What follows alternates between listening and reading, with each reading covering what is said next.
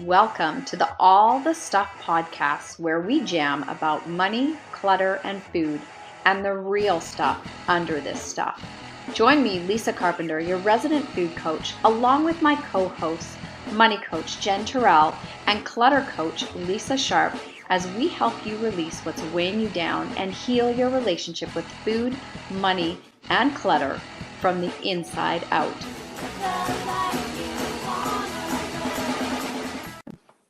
Welcome to this episode of the All the Stuff podcast. My name is Lisa Carpenter, your food coach, and I'm here with my co-host, Jen Turrell, our money coach, and Lisa Sharp, our clutter coach.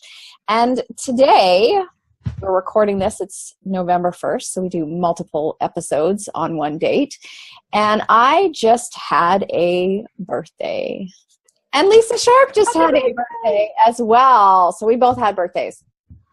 And I turned 44 this year. Scorpios. I know. And I have no problem talking about my age. I have no problem with aging, which is why I wanted to do an episode about aging, because some things came really clear to me while we were away. So I was very blessed to have my hubby whisk me off for a nice, relaxing weekend on an island in a little cottage that some friends of ours had lent to us, and it was really lovely to just slow down and kind of tune in and spend some time without the kids around.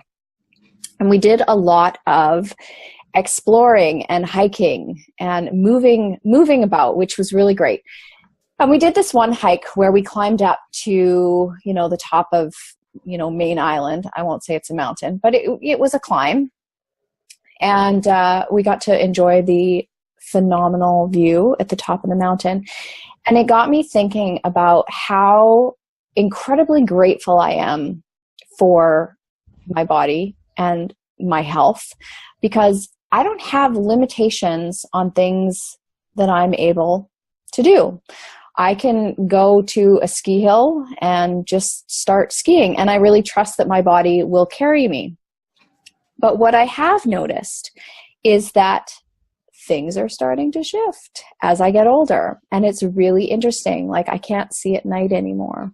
So I had laser surgery done in my eyes years ago. So I have, better than 20/20 vision. So I'm kind of like the princess and the pea now. If my vision is even a little bit off, I totally notice it. If I don't stay hydrated, my vision starts to go. So there's a tip for you. When you're hydrated, you see better. Shocking, because your eyes have a lot of water. Yeah, take a sip of water, ladies. Yeah, I never thought of that. Yeah, so I've noticed that my vision is starting to go. Obviously, my hormones are starting to shift, so there's some interesting things going on with that. And again, it just came down to this real gratitude and appreciation I have of how hard my body has been working for me all these years, from, the air that I breathe in to, my eyes working, my hearing, digesting my food, me being able to be physically active, and how many people take that for granted. And you can't rewind the clock, right? You can't go back and claim the mobility and the health that you had in your 20s. You can definitely turn things around at any age. I'm a big believer in that. You can turn your life around at any age. But you get one body to do all the things you want with it. And so many people, and so many of the women that I work with in particular, are focused on aesthetics, right? They want to lose weight. They want to be in this body so they'll feel more confident. And that, there's a whole list of reasons. And what really struck me this weekend is, as you get older, the shape or size or, beating up on your thighs or your ass or whatever becomes less and less important. Like, it really doesn't matter. What matters is that you can chase your grandkids. I don't have any grandkids, thank God. Yeah. That would not be good. 16. But, to be able to chase your grandkids around, to be able to go hike, to be able, like we were able to walk down the BC coast, which is quite rocky and stuff. So you've got to be physically able to do that. I get to live a life that doesn't have any physical limitations on it, in part because of how I've treated my body and how I've taken care of my health. So I wanted to talk about aging and how you guys are experiencing it, what you've noticed in terms of changes, things that you know you maybe need to step into now? Like maybe this is the wake up call for some of the listeners going, oh my gosh, yeah, like the clock is ticking. One day I will be 44. Like at 44, I'm doing stuff that I never imagined I would do. And I want to still be able to do it at 50 and at 60 and at 70. Like I've seen some amazing videos. I want to live that life. So what do I need to do to take care of my body now to create that longevity, to create that health moving forward? So that I can have the life that I want instead of being, stuck in a chair, stuck inside, not being able to really get out and live. So I would love to hear your thoughts on that, ladies. Whoever wants to jump in first. I'm the eldest, so I'll go first. You win. Yeah. So I'm 45. And I've definitely noticed, especially over the last 2 years, I would say, it was like when I turned 40, I noticed some changes, and then it sort of, somewhat evened out. And then over the last year or two, like my vision, like I didn't wear glasses in my 40s, and now I just can't see, which sucks. But I've just become sort of used to it. Like the first year that I wore glasses, it pissed me off regularly. It really, really did. I really had an internal fight about that. I felt kind of like my body had betrayed me in this way. And that I then had to wear glasses. I had to do something that I didn't have to do. And that's the thing that I have noticed most with aging. It's, there are just more things that we need to keep track of in order to keep feeling the same level of good, so like, for instance, like I love Indian food, and, my husband and I went out to, Indian place over the weekend. And I ate it and pretty much immediately was like, yeah, that was a bad idea. That was a bad idea. So true. Yeah, and like 2 years ago, it might have taken me to the end of the day. 5 years ago, I wouldn't have even felt it. So now I know, like, that's more of a conscious choice now, because I know my body is not going to react the same way that it used to, and that's okay. And honestly, I kind of prefer the Princess and the Pea. Personally, like I appreciate that my body gives me very clear signals now that it didn't used to. That's like, wah, wah, wrong direction. Stop doing that. Like I've been exercising a lot more and noticed, gosh, within the first week of exercising, how much my just general sort of achiness had just like dramatically decreased. And I was like, oh, well, that's a really simple fix. I've been kind of putting up with that. And, and just getting more movement, getting more, lube in my joints and all that kind of stuff. I just felt a lot better, and my strength was starting to increase, and then I felt better overall. So I think that, and I definitely didn't do a lot of exercise when I was in my 30s, and God knows I didn't when I was in my 20s.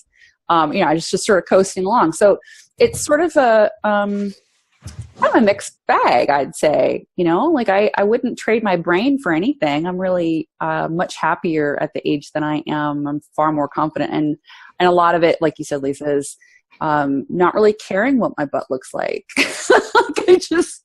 I'm just really appreciative that it works, and I can go do these things, and I can go run around my block and not really think a thing about it, and hop on my bike and go for a swim and go do all of these things. Like even yesterday, I was sitting on the couch and I was looking at something on my leg, and I sort of leaned back and I like propped my leg up. Yes, I'm wearing Birkenstocks, and I propped my leg up kind of to my face, and my husband was standing over there, and he's like, "God, you are still really limber." I was like, "Oh no, I'm not that limber. I'm not as limber as I used to be." And then I was like, "Oh, thanks. Yes, I am." And that's something that I can improve on, because I know you lose your flexibility with age, and that's a really, really important thing with your balance and breaking bones and all that kind of stuff.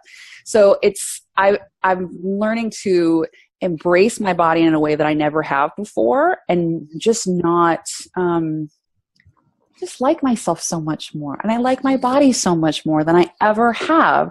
So while things might have been more northward and firmer, 10 years ago, I didn't appreciate it. So I don't even really care. I don't feel like I'm missing out on anything. It's just like, now I'm just like, oh, this is what I have now, and I'm going to kind of revel in it, kind of like, oh, this is kind of cool that I can do this and that my body looks like this. And so it's all been really good for me. It's all been really positive. How about you, youngster Jen?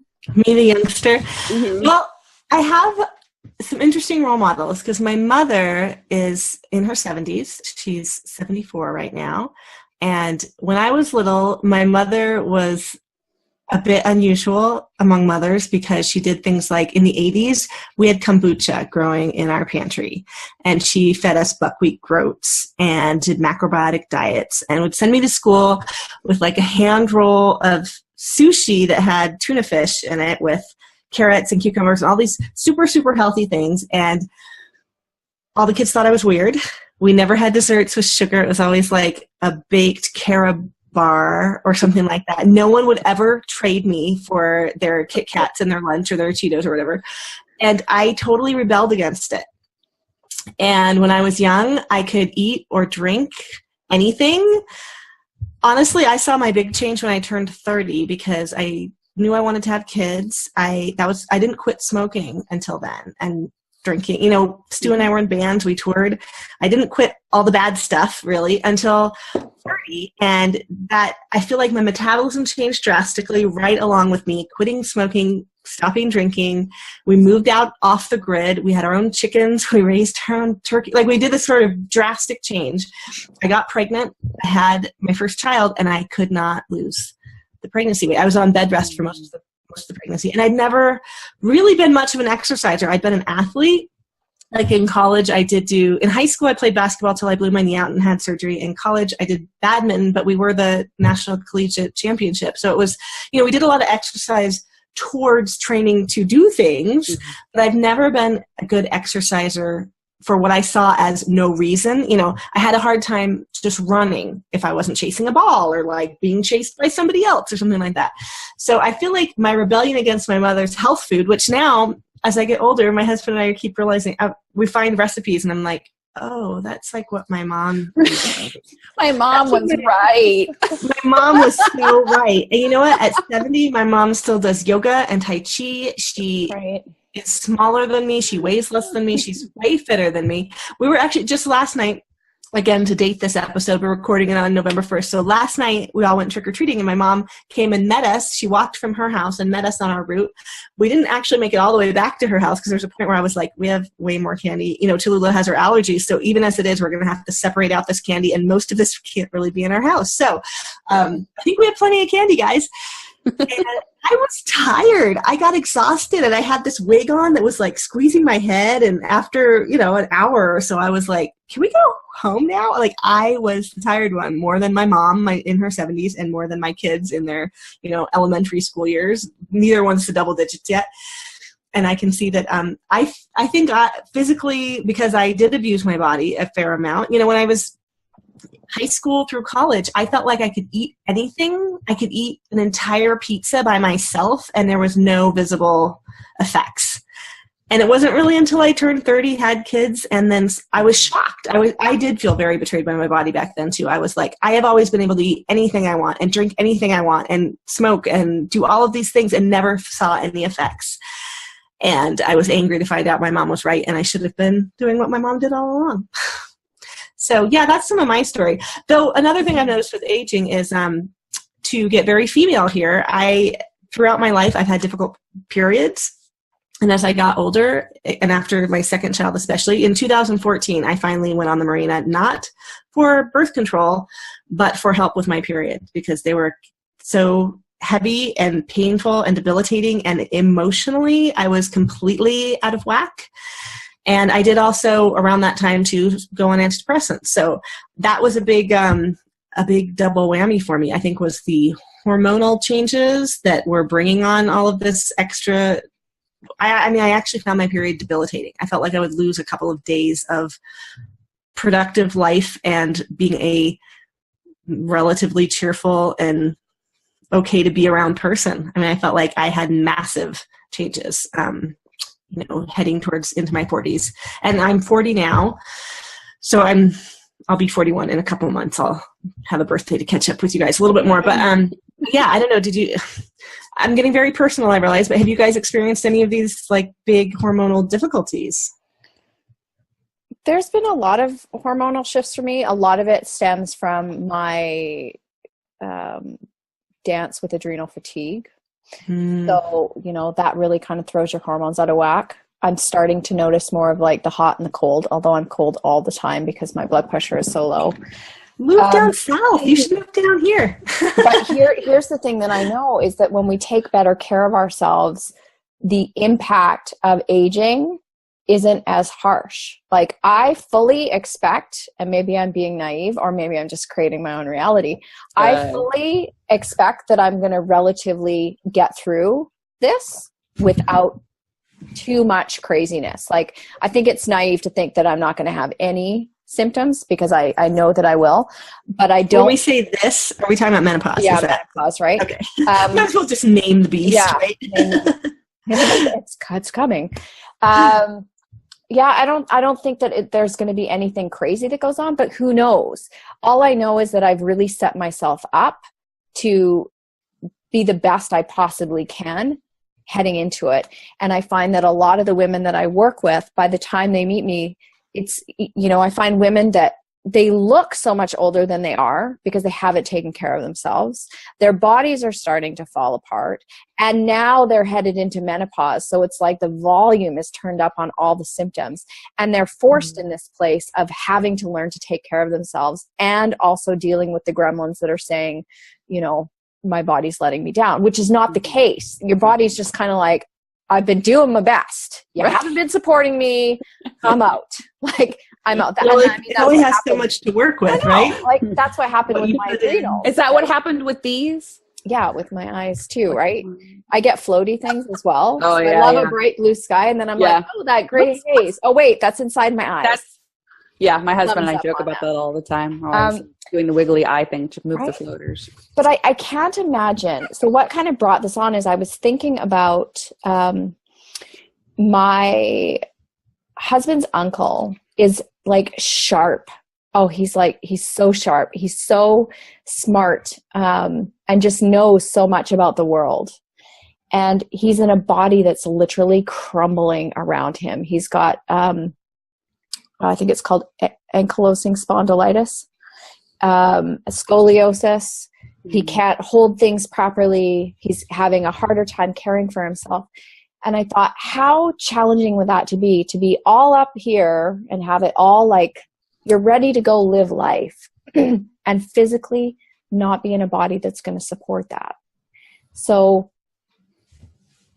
it's just a conversation I wanted to have because everybody has the opportunity to do something. So you may have a disability that you can't get around, like some people have actual physical disabilities. But even with that, are you doing the things that you can do to support yourself aging the best way possible? And I'm not talking about looking your best as aging. I'm talking about feeling your best, because it would suck to be in your 50s or 60s and having to deal with a body that's falling apart and now trying to repair your body when it's already on the decline. So yeah, aging, good times. Well, I think out of our group, it sounds like you probably are the best suited to give some tips for things that we can do to help, Lisa Carpenter. As you were saying that too, I was thinking for a moment, just like my grandmother lived to 94, my mom's in her 70s and is driving. And I mean, like I said, she's actually in better shape than I am. We did see this trend here in the U.S. for a bit of elongated lifespans. I mean, for baby boomers, it's much longer than lifespans used to be. Though my husband shocked me the other day by saying he saw some statistics that for the first time in a really long time, Americans' lifespan is contracting slightly. Yeah. Which is interesting. But overall, we're living longer than we were several decades ago. So, yes, we are. So we have more we need to take care of. Exactly. Like having more money in the bank, because you're probably going to live longer. But if you don't have money in the bank, then maybe just let yourself go to hell, die early, and you won't need to have that money in the bank. I don't know. I want to live a long time. Jen's like, what? No, here's your daily I want to live a really long time. If you don't have enough money, just let yourself die. I want to be alive to spend it. I want to have fun with it, right? Yes. I got to be able. Taking the kids to Disney World. And, Sure. I think the first thing is people need to step up and start taking responsibility. I see this kind of victim mentality all the time. And the victim is always about, it's out here, I can't do anything about it. I'm a victim of my circumstances. And although I can't, I can get glasses. So if I don't like the fact I can't see, I can get glasses. Or I can whine about the fact that I can't see. So you don't have to like something to accept it. I don't have to like that my vision's going, but I can accept it and I can not be a victim to my circumstances. And that comes to nutrition as well. Like, really look at what you're eating. Look at what you're putting in your body. Is it going to help you create the life that you want moving forward? Are you solely focused on trying to lose weight and aesthetics? Have you even given some thought to the kind of life you want to live and how you want to feel in that life? Because when you're 20, you're going to want different things than when you're 30, when you're 40, and when you're 50. So like just simple things. Do you actually even eat any vegetables? Do you eat any breakfast?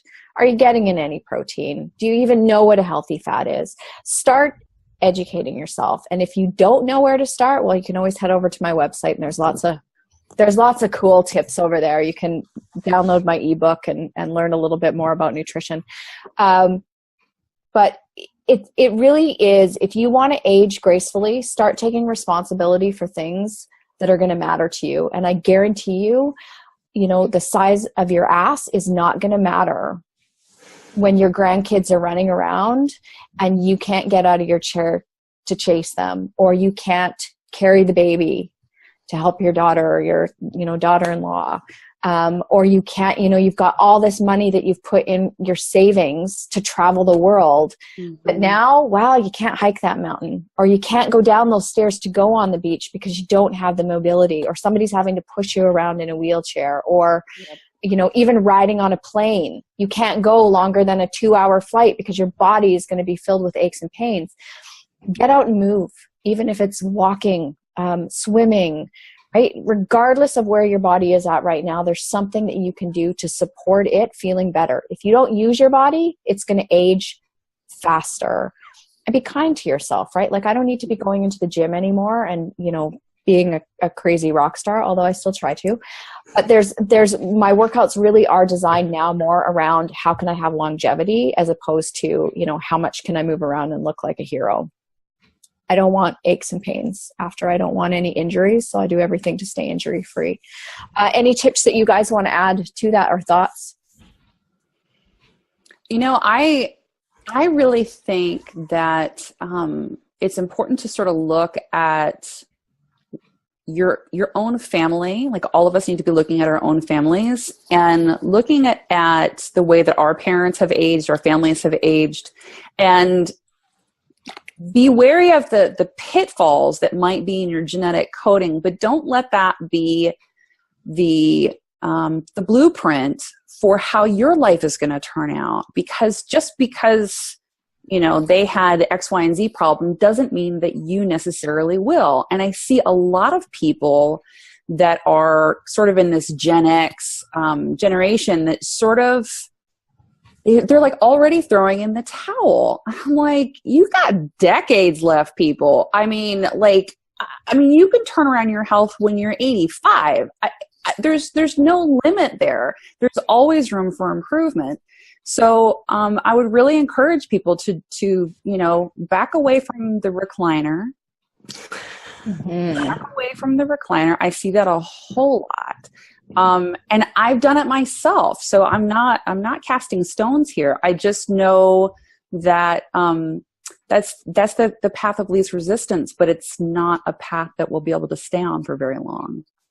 So if you want to stick around and see all the cool shit that's coming up, you gotta actually work at it. And it doesn't have to be hideous, like I was saying, even just increasing my exercise over the last month and a half, really. I've always been a walker. I take lots of walks and stuff, but I was just sort of upping my game a bit.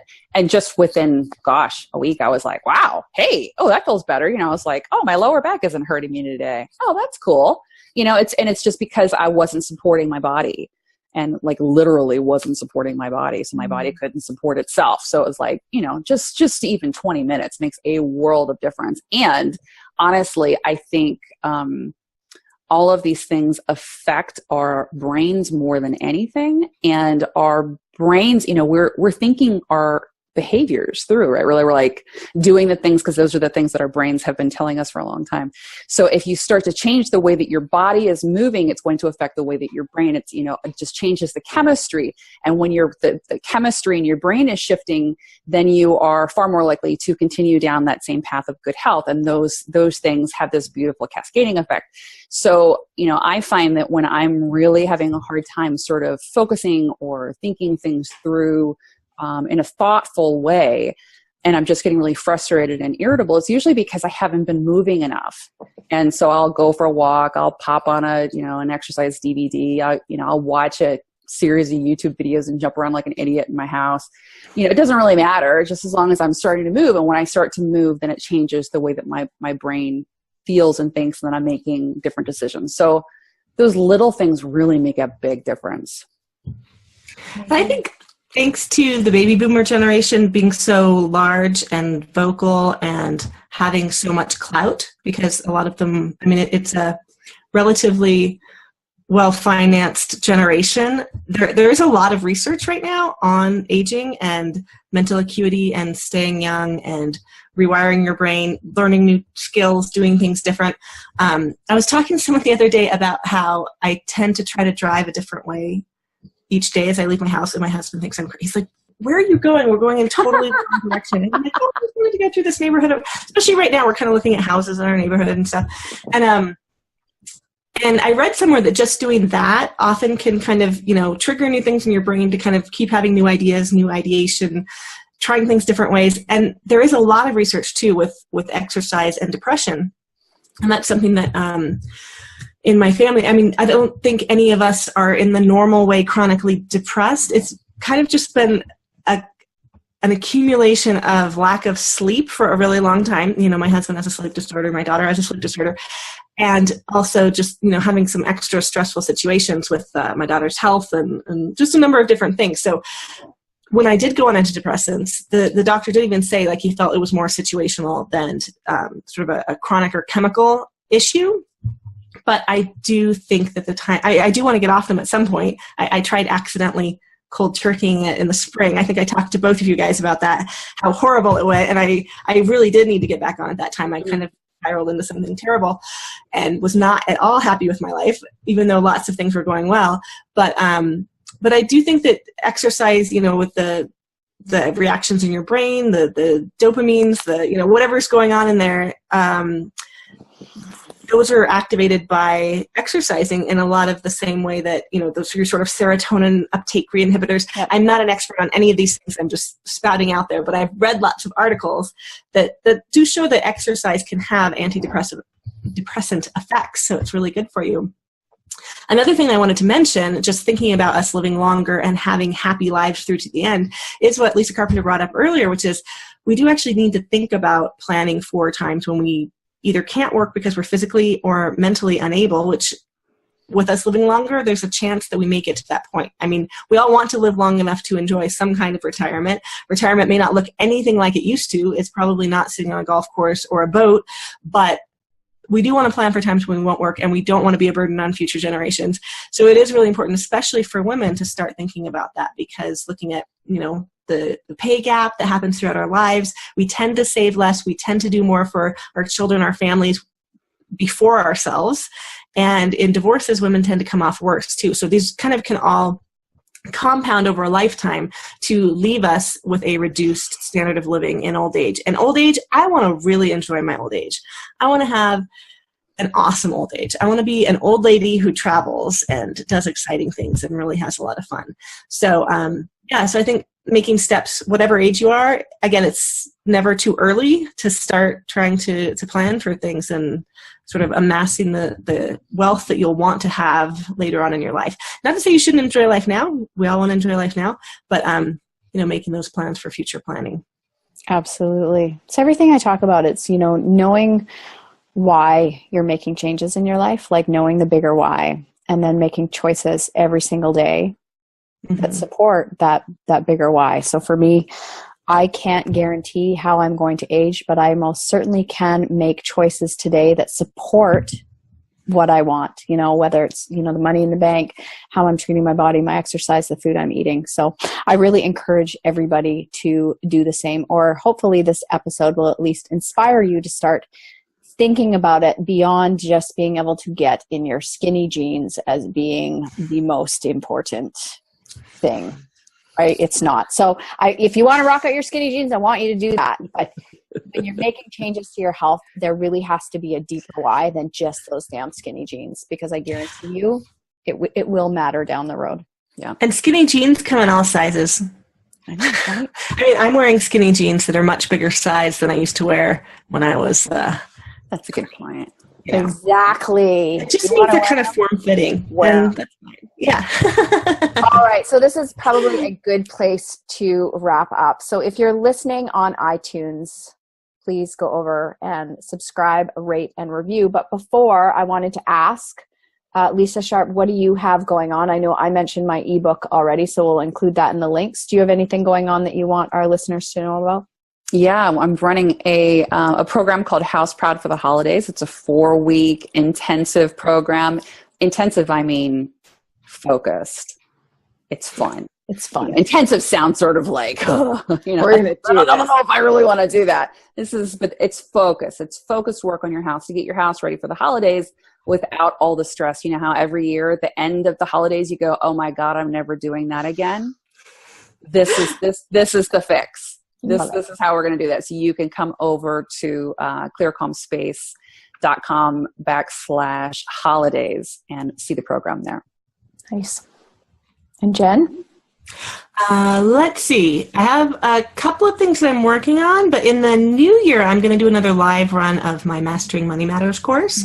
So people can join the monthly group at any time, but we'll run through the 6-week program in the new year. I want everyone to be nice and organized and ready for taxes in April. So we're probably going to start at the beginning of February, but you can sign up anytime you want. And that's at jenturrell.com. Perfect. Awesome. So again, if you're on iTunes, please go over and subscribe, rate, and review. We appreciate and read through all the comments that we get. And if you're watching it on YouTube, give us a thumbs up for this episode, and please subscribe so you don't miss future episodes. And we would love a comment down below to hear what you think about aging. What are you experiencing? How are things going? How does your family age? Just join the conversation. Yeah, we'd love to hear what you have to say about that. So we have a private Facebook group for the podcast. You can come on over and carry on the conversation there too. We're always in there. And we'd love to hear what's cooking with you. How's that aging thing working out for you? So good. Link is below.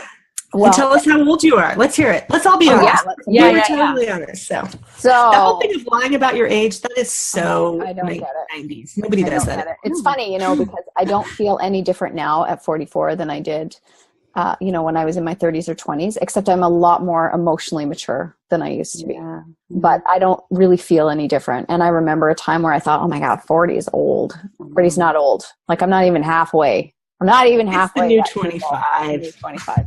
It's pretty 45. Yeah. When you start working on yourself as you get older as a woman, we definitely step more into taking ownership of who we are. And that feels amazing. I would never go back and do my 20s again.